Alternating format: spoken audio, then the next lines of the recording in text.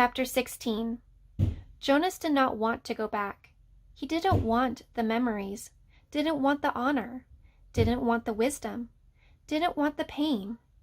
He wanted his childhood again, his scraped knees and ball games. He sat in his dwelling alone, watching through the window, seeing children at play, citizens bicycling home from uneventful days at work, ordinary lives free of anguish, because he had been selected, as others before him had, to bear their burden. But the choice was not his. He returned each day to the annex room. The giver was gentle with him for many days following the terrible shared memory of war. There are so many good memories, the giver reminded Jonas. And it was true. By now Jonas had experienced countless bits of happiness, things he had never known of before.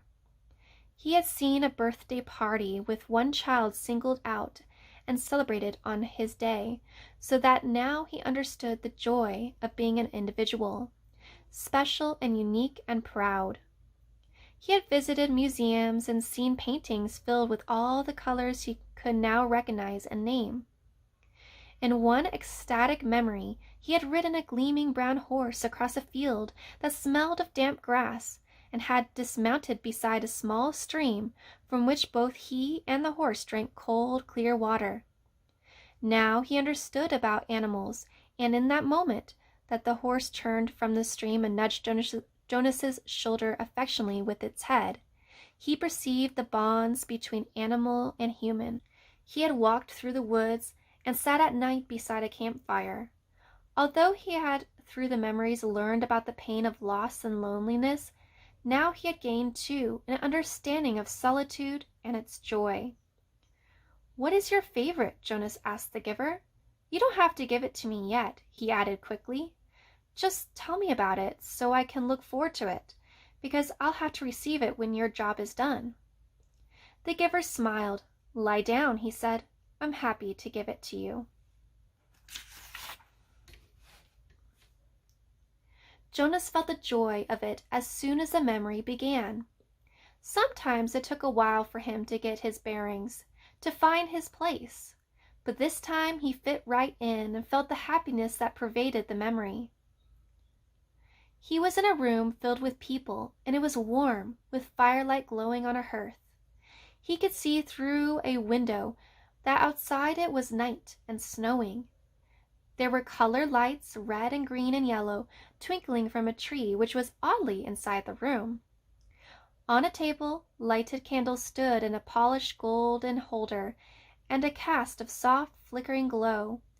He could smell things cooking, and he heard soft laughter.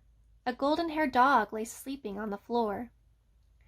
On the floor there were packages wrapped in brightly colored paper and tied with gleaming ribbons.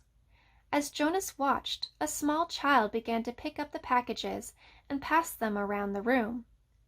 To other children, to adults who were obviously parents, and to an older, quiet couple, man and woman, who sat smiling together on a couch.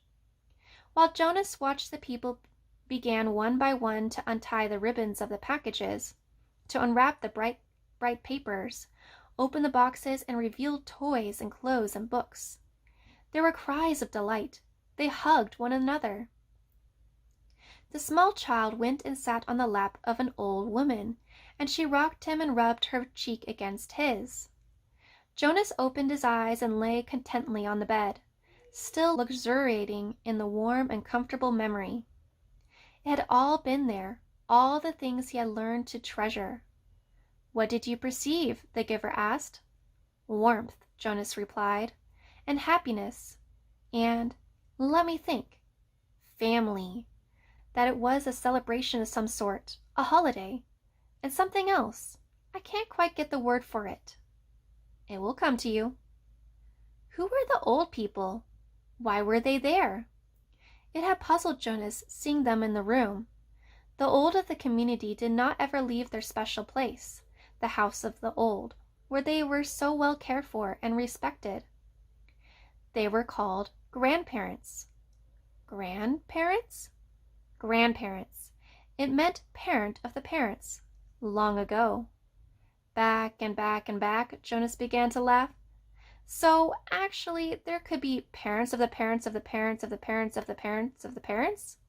The giver laughed too. That's right. It's a little like looking at yourself looking in the mirror, looking at yourself looking in the mirror. Jonas frowned. But my parents must have had parents. I never thought of that before. Who are my parents of the parents? Where are they? You could go look in the Hall of the Open Records. You'd find the names. But think, son, if you apply for children, then who will be their parents of the parents? Who will be their grandparents? My mother and father, of course. And where will they be? Jonas thought. Oh, he said slowly. When I finish my training and become a full adult, I'll be given my own dwelling. And then, when Lily does, a few years later, she'll get her own dwelling, and maybe a spouse, and children if she applies for them.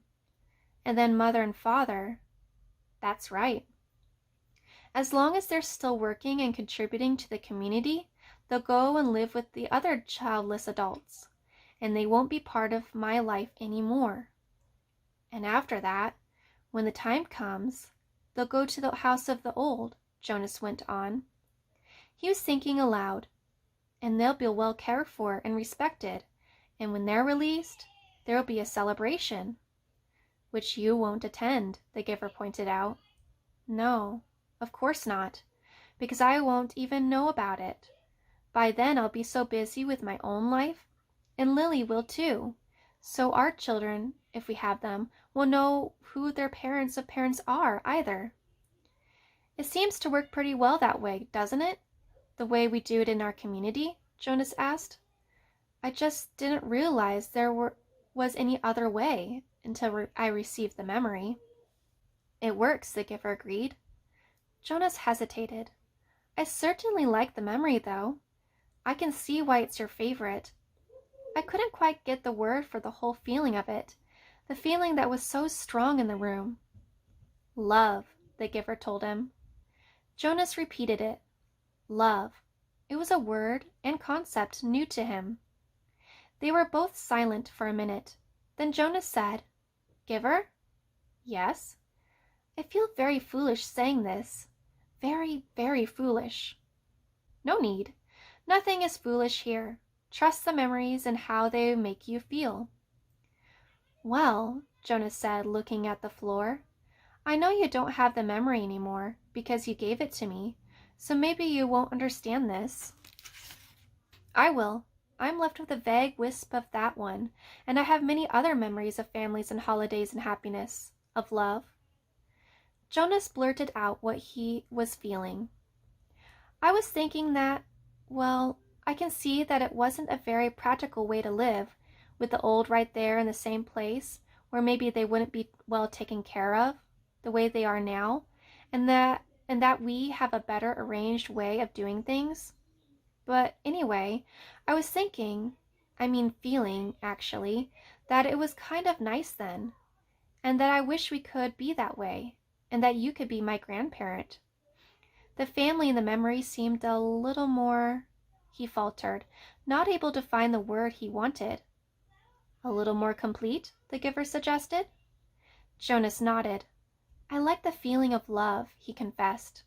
He glanced nervously at the speaker on the wall, reassuring himself that no one was listening. I wish we still had that, he whispered.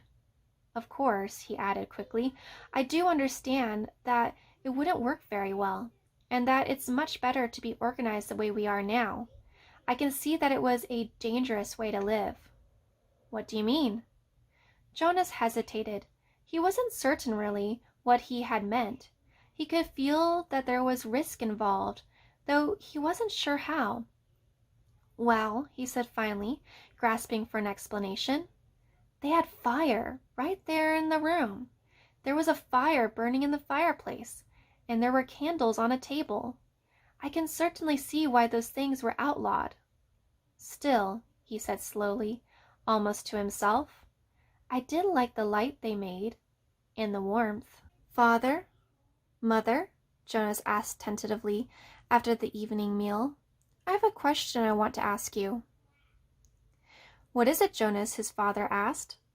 He made himself say the words, though he felt flushed with embarrassment. He had rehearsed them in his mind all the way home from the annex. "Do you love me?" There was an awkward silence for a moment. Then father gave a little chuckle. "Jonas, you of all people. Precision of language, please." "What do you mean?" Jonas asked. Amusement was not at all what he had anticipated. "Your father means that you used a very generalized word, so meaningless that it's become almost obsolete," his mother explained carefully. Jonas stared at them. Meaningless? He had never before felt anything as meaningful as the memory. "And of course our community can't function smoothly if people don't use precise language. You could ask, 'Do you enjoy me?'